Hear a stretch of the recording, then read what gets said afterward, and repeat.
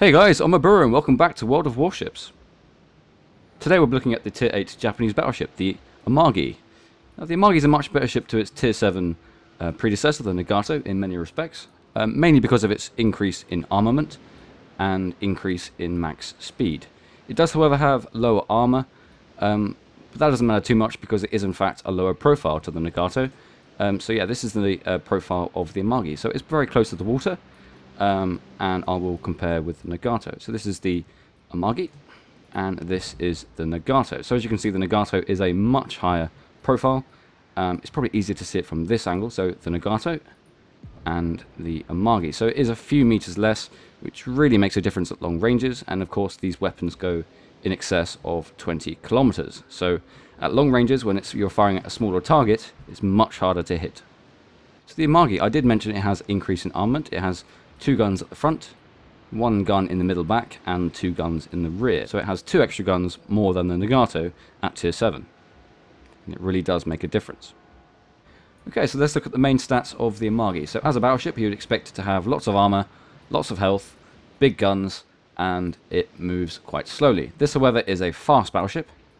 So let's start with the main stats of this Amagi. So survivability. 82 out of 100. That is a fantastic score. That is currently the second best score in the game after the Yamato Tier 10 battleship. Of course, there are no Tier 9 battleships at the moment for the Japanese line, and no other faction battleships. So there's not a lot to really compare this with, but 82 out of 100 is fantastic. So the Amagi has 66,300 health, which is an amazing amount of health. This thing can take hits from all types of torpedoes, main guns. It shakes them off mainly. This does, however, have worse armor than the Nagato. This ship only has 254mm maximum in comparison to the Nagato's 305. So that is a bit of a disadvantage, but of course this ship goes much faster, which I'll get to in a second. So let's have a look. It has 15 to 229mm in the citadel, 6mm in the forward and after ends.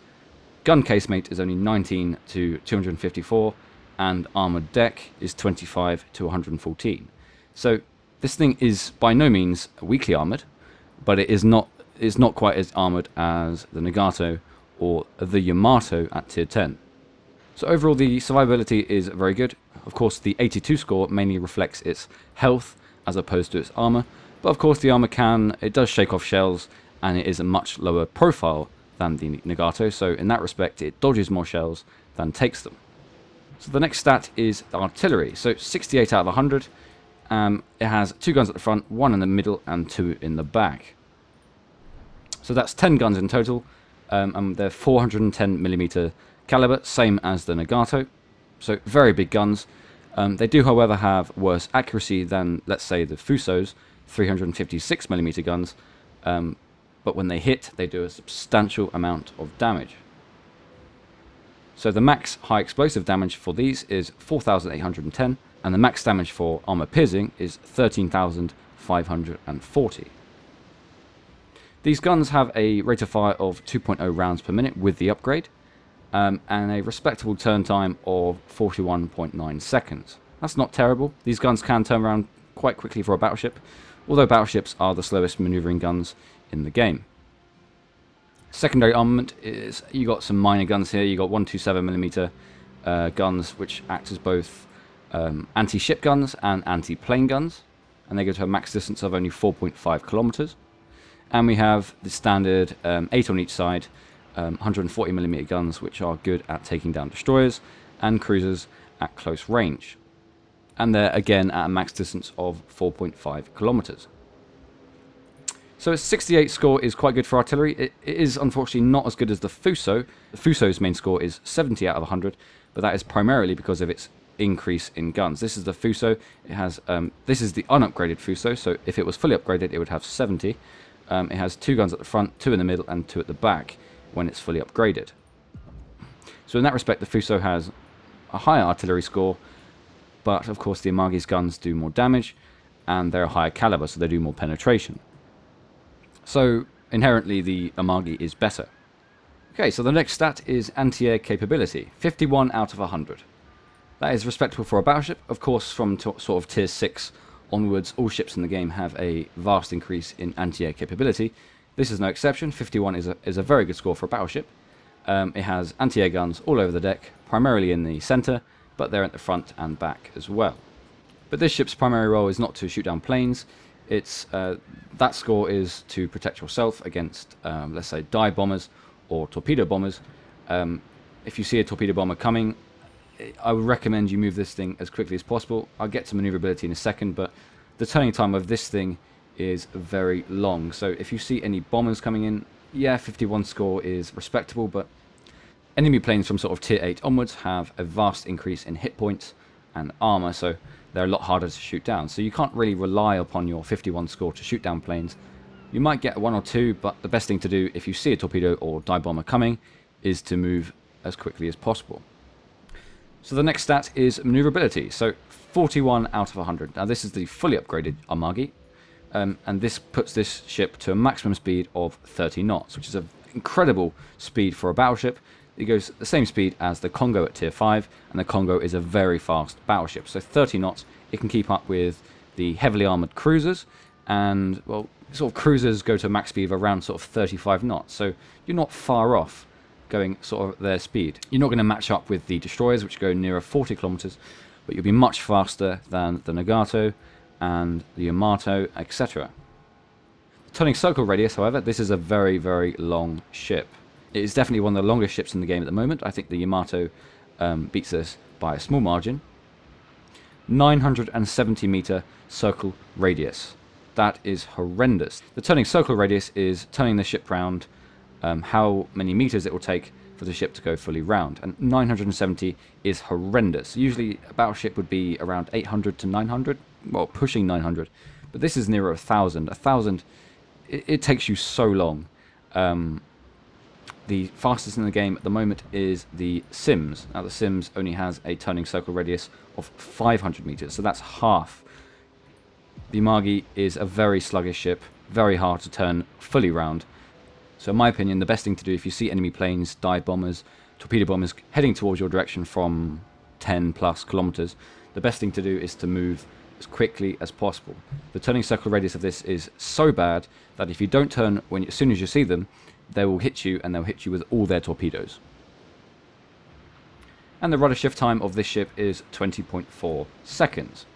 Not quite as good as the Nagato. The Nagato has a rudder shift time of 15.8 seconds, which is 5 seconds faster, but it's a much longer ship, so you'd expect to be a little bit worse. And the last stat of the ship is concealment. Now the concealment is 20 out of 100, which is pretty pathetic. It's the only one worse in the game, I believe, is the Yamato at tier 10.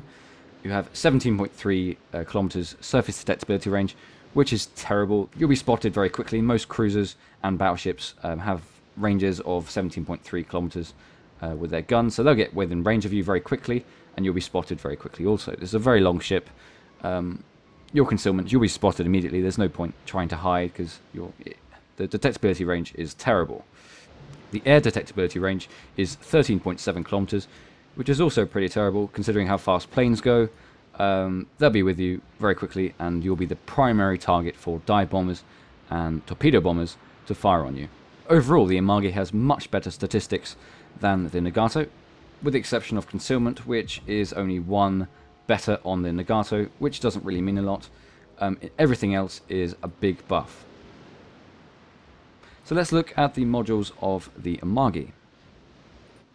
I'll just quickly strip off the upgrades of the ship, and we can see what it's like bare-boned. Okay, so this is the Amagi without any upgrades, with the exception of the credit upgrades which I bought. So as you can see, the ship has 4 upgrades, 4 potential upgrades, which are very good. One of which you should already have from the previous tier, the Nagato, which is the gun. You're not required to use any experience for this, as it's already upgraded on the Nagato. This is a gun here, which you don't have to buy in order to get the Amagi, but I purchased it anyway. It had a slight increase in firepower and a slight decrease in turning time. Okay, so the first upgrade of the ship I would choose is this one here, which is the increase in health by 7,000. It does have a survivability increase of 8, yeah, that's the health. AA guns increase of 4, that upgrades some of the anti-air guns on the ship. It does, however, have a sneaky upgrade, which is the rudder shift time decrease of 5.2 seconds. So that's the first one I would choose. From here on in, you don't actually have to upgrade anything more. You can go straight to the Yamato at tier 10. However, I would definitely upgrade all 4, just so you have a more formidable ship. You will be in this for some time, and it's 140,000 experience to get the Yamato. So the basic gunfire control system of this ship only gets the guns to a max distance of 18.1 kilometers. Now that's bad for a battleship. So the Fuso and the Nagato have ranges of nearer 20 kilometers. So 18.1, you'll be punished 2 kilometers away from your max distance, which is a shame. So I would definitely choose this upgrade next, which is the gunfire control system upgrade of 10% to a maximum distance of 19.9 kilometers. As I said, the upgrade here, the second gun upgrade, you should already have with the Nagato if you purchased it there. And on this ship, it increases rate of fire by 0.1 rounds per minute, and it decreases turn time of these guns by 5.5 seconds. The last upgrade I would choose is this one here, which is the propulsion, plus 2 knots to a maximum speed of 30. So now this thing is a very good fast battleship. It can go 30 knots. It has a very good amount of health. It can fire nearly 20 kilometers distance. It has a good rate of fire and a good turning time for the guns. So let's look at the credit bought upgrades of the ship. So as a tier 8 ship, you have a lot more upgrades to buy than a typical sort of tier 6 and lower. So the first one I would choose is the main battery modification 1. You have 5 guns, 10 barrels in total. Of course, this reduces chance of magazine detonation. You have less armor than the previous tier, and of course if you're duking out against tier 10s, which you quite often see, and the Nagato with the 410mm guns, you do get penetrated, you can get hit in the citadel, and you can take some serious damage. So I really recommend this one here, which is the main battery modification 1, and also it has a minus 20% chance in critical damage to main batteries. If people fire high explosive at you, they can seriously damage your guns. And of course this decreases that. The second one I would choose is this one here, which is the Gunfire Control System Mod 1, which increases main battery accuracy. With the 410mm guns, they do a lot more damage. They fire around the same sort of distance, but they have a lot less accuracy. So this is very important for a battleship. You want more shots to hit as opposed to miss. The third upgrade I've chosen here, which is necessary for all battleships in my opinion, is the Damage Control System Mod 1, which is minus 3% chance of flooding and minus 5% chance of fire. So this thing is slow, it turns very slow, and it's long, so you're more likely to get hit by torpedoes. Of course, if you get hit by torpedoes, you have minus 3% chance of flooding. That might not help you completely, but you know, it's there. So it's a defensive measure, and it does help. The fourth upgrade I would choose is the Steering Gear Modification 2, which is a minus 20% rudder shift time. Yeah, we mentioned the hull upgrade is a minus shift time of 5.2 seconds, so this is 20.4 seconds. Decrease that further by 20%. It does make this thing turn faster and avoid those big shells at long range. And the last upgrade I chose here is the Target Acquisition System Mod 1, which is 20% increase in maximum acquisition range. Now that is spotting range, so I'm not sure exactly what the acquisition range of this ship is, but usually I spot ships within sort of 25 kilometers.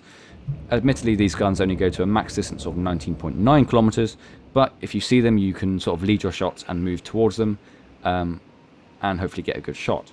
So yeah, these are the upgrades I've chosen for the Amagi. So the Amagi is a very competent ship, much better than Nagato at tier 7, faster, does have less armor, it has more armament, it has better secondary armament. It's a good ship all round. It does, however, turn slower, but there's always a few drawbacks here and there. Yeah, so let's look at some games. Okay, this is the tier 8 Japanese battleship, the Amagi, on fault line domination mode.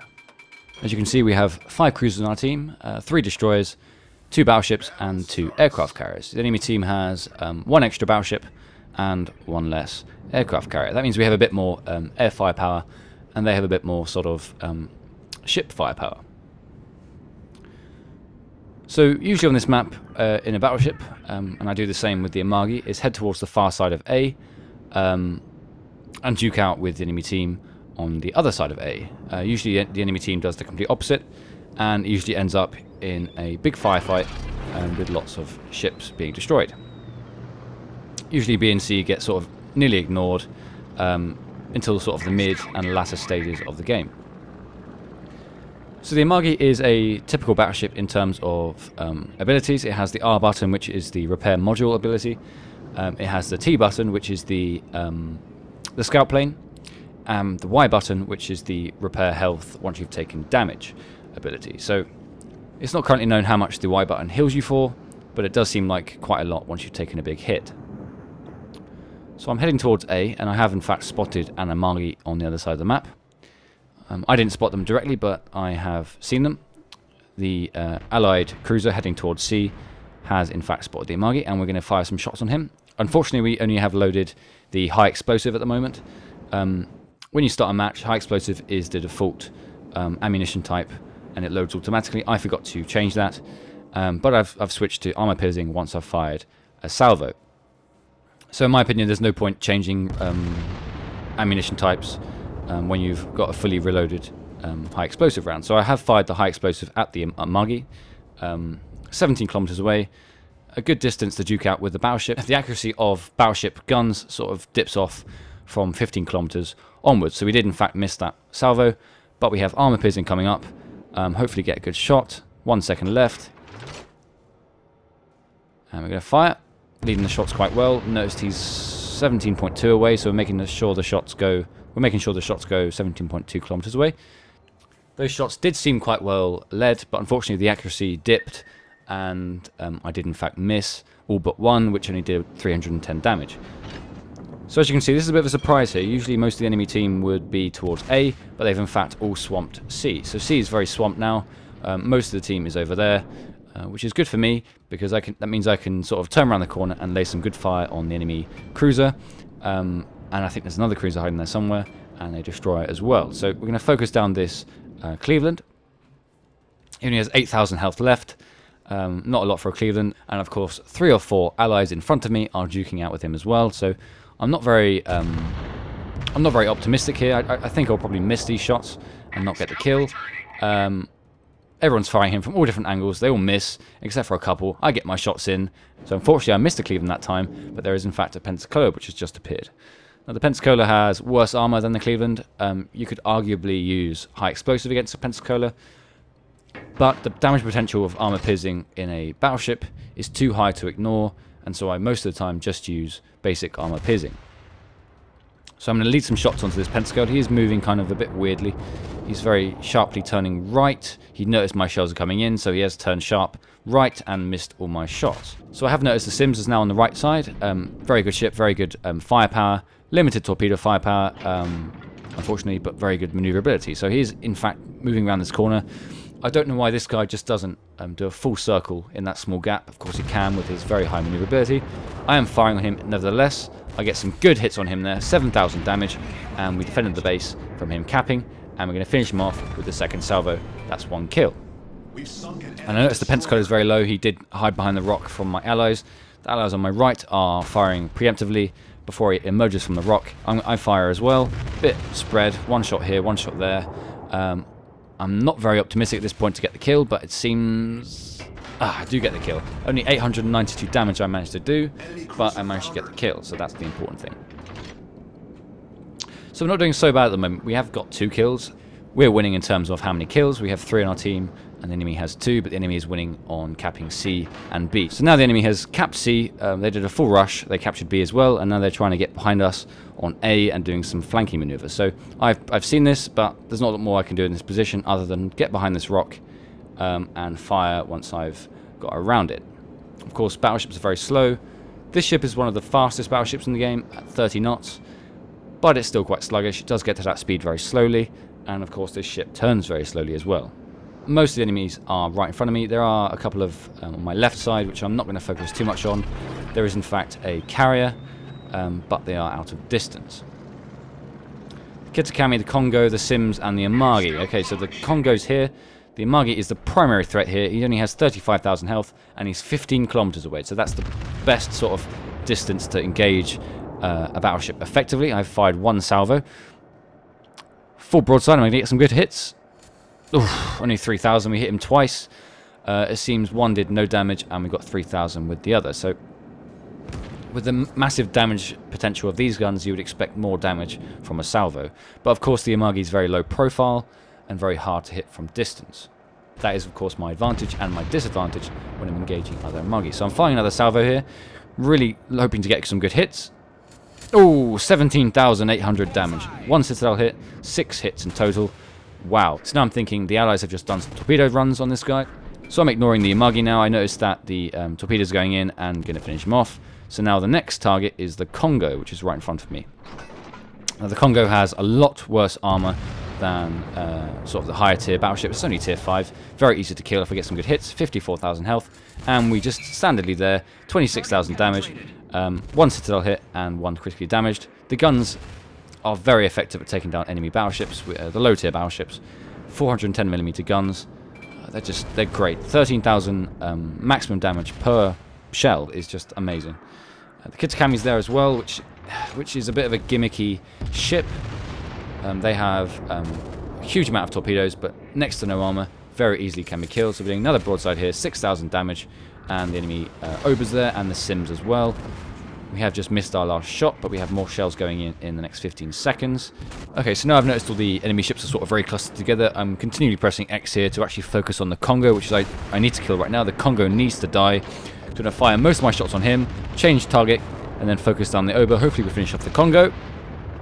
And we got him. So 1 citadel hit, we did a large amount of damage, and we finished him off. So now we have the Ober and the Kitakami left. Of course, the Kitakami has its torpedoes, and they are very effective when they're within range. And of course, their range is 10 kilometers, and he's coming closer and closer to me. I am still focusing on the Ober. Hopefully get some shots down in the next 3 seconds. Fortunately, we only have the 2 front guns available at the moment. We have some torpedoes coming in now, which I assume came from the Kitakami, and we are going to take a hit, but that's not an issue. The torpedo didn't actually induce flooding, so that's not an issue. I'm going to focus down the Ober with all my shots. Hopefully we get some good hits now. The Ober has very limited armor. We only did a couple of 300 hits, which is a bit of a shame. With the huge damage potential of these guns, it's a shame we didn't do any more damage. So now I've noticed the Kitakami's in front of us. We have to turn very sharply right now to avoid the incoming torpedoes. They have the Kitakami has 20 torpedoes on each side, a big threat. So now we're going to fire off 2 front guns, which are the only 2 guns at the moment active. We hit him for nearly 6,000, so that's quite good. We're going to continue moving right. We've got to miss these torpedoes. I notice this one's coming in very close, so we're going to reduce speed, increase speed, turn left, which is the only option we have right now to avoid all torpedoes. Secondary armament is now firing on the Kitakami. He's within a very, very close range, and he has done a full circle. So that means he has his second line of torpedoes active, which can now fire on me when he has them on. So we've set him on fire. Secondary armament, main guns coming in now.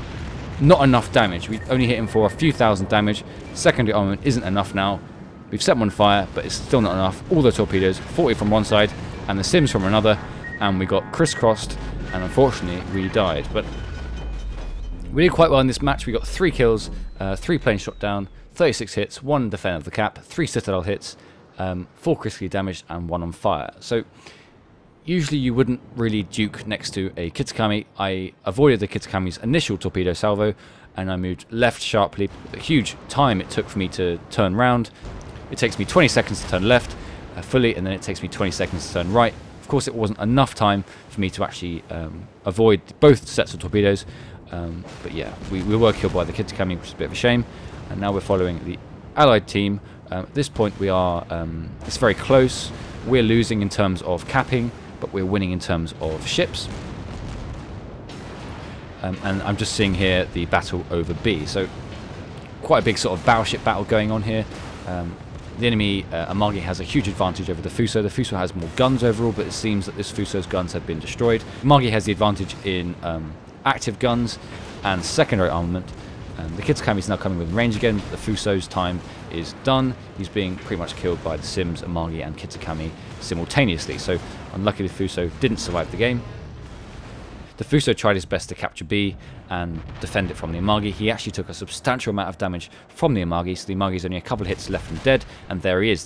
The Cleveland saved the day, finished off the Amagi, which is a massive threat then. There's only the Sims and the Kitakami sort of around B at the moment. Okay, so the Sims is a threat here, but he has his torpedoes and they only go at a distance of sort of 5.5 kilometers, so not a big threat for the Cleveland other than his main guns. The Kitakami, however, has a huge range on his torpedoes of 10 kilometers, which of course I took. The Kitakami is now coming on his side, and he's probably launching 2 sets of torpedoes. He went on one side and now he's flipped to the other. The Kitakami was destroyed, but he probably got his torpedoes off before he was finished off. The Sims are still up, and he's hiding behind the rock. There he is. Finish off the Sims, Cleveland. Oh, there is the torpedoes, and the Cleveland is a goner. So unfortunately the Cleveland didn't make it. He did kill 2 ships, which were very important kills in actually saving the match. The Kitakami was a big threat for the bigger ships, and unfortunately killed off the Cleveland. Now the second Cleveland is moving over to B to clear things up, going to capture B, head towards A, and hopefully finish off the game by finishing off the enemy cruiser. So the Cleveland is finishing off the Oba now, very nearly there, along with the Sims, and it's going to be very quickly over. Final broadside on the Oba, and then it's game over. So, good game. Unfortunately, I did die a bit earlier than I wanted to. The Kitakami torpedoes are very unexpected, but in this match I got nearly 260,000 credits, nearly 2,800 base experience, 138 free experience, 36 hits, 3 shot down, 4 critically damaged, 3 destroyed, 1 on set on fire, 1 set on fire, 3 hits the Citadel, and I defended the base. So in terms of experience, I actually came second on the team after the Fuso, which was duking out with the Amagi at the end there, and did some good hits and a substantial amount of damage. The Cleveland that got 4 kills came 5th, but as you can see, it's only 4 people that really played that game. So 80,000 damage in total, not too bad, not including a secondary armament, which in total did in excess of 90,000 damage, which is very good for a battleship. Okay, so this is the Amagi, the Tier 8 Japanese battleship. A very fun ship to play overall. Despite having worse armor and a worse turning circle radius than the previous tier, it's a very formidable ship. It's a very low profile, it has great guns, and a great top speed of 30 knots. So if you haven't tested the Japanese tier line so far, I played the Japanese battleships from Tier 3 to Tier 8, and this is definitely the best one so far, in my opinion. And yeah, a very good ship overall. I'm looking forward to tomorrow, where the HMS Warships will be released. That's the first British ship in the game so far, Tier 6 battleship. I'm looking forward to playing that, and I'll definitely put up a video at some point tomorrow as well. So thanks a lot for watching, guys, and I'll see you next time.